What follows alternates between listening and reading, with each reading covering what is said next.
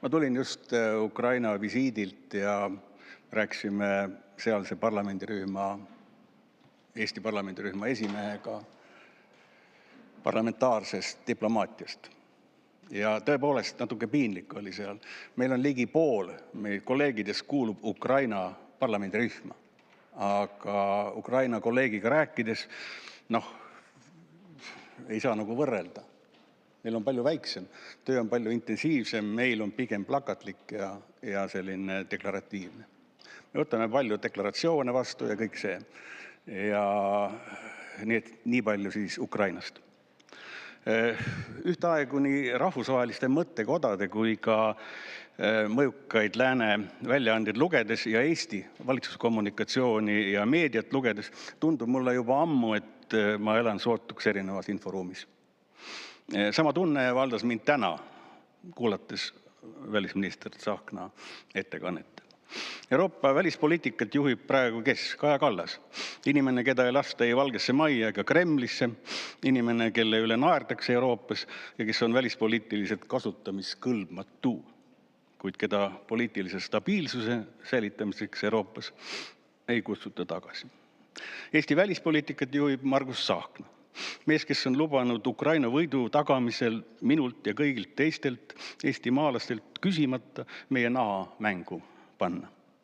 Mees, kes kirjutab vabariigi presidendile ette, mida ta riigivisiidil ütlema peab. Ja kui president ei allu sellele, valatakse ta seepeale massiivse laimukampaaniaga üle. Suursaadik, kes presidenti nõustas, aga kutsutakse tagasi. Taas piinlik tööõnnetus, kuid mees on jätkuvalt ametis. Sellist asja ei tohiks lubada, sellised mänge. Ringhäälingu nõukogus istub mõjukas Stratkomi võitleja Raul Rebane, kes võrdleb kõrgematele riigiametnikele korraldatud kursustel president Trumpi Hitleri lähima kaastöölise Joseph Goebbelsiga.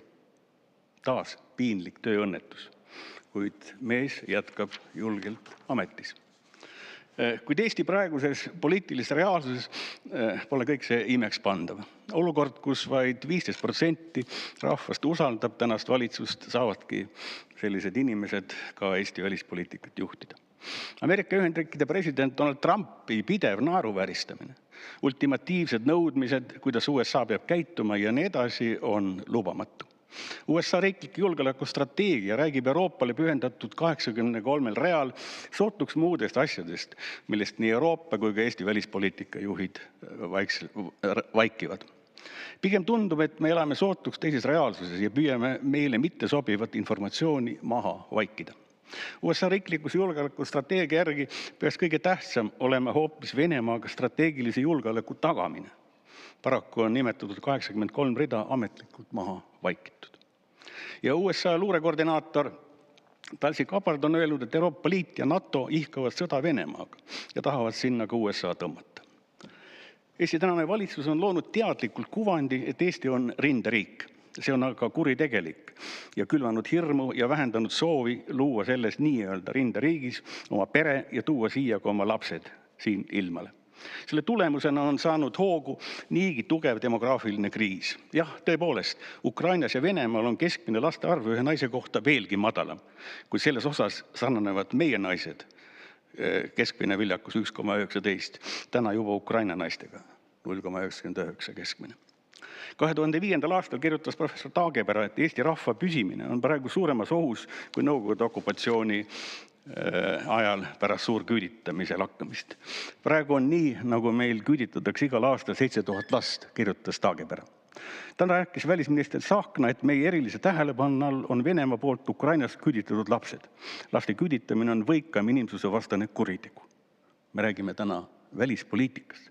Aga välispoliitika on vaid vahend Eesti rahvuse, keele ja kultuuri säilimiseks läbi aegade.